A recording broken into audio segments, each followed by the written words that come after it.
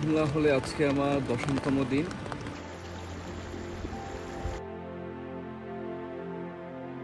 বিগত কয়েকদিন পৃথিবীর এমন বিচিত্র সব অদ্ভুত জায়গায় আমার ঘুম ভাঙে।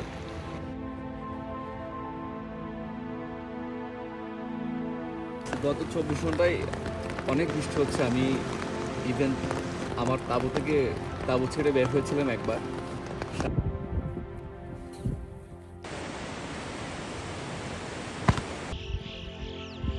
আমি এখানে 1 ঘন্টা পর্যন্ত ওয়েট করছি, এখনো ঠিকঠাক একটা আমি ক্লোজ শট দিতে পারিনি আর কি।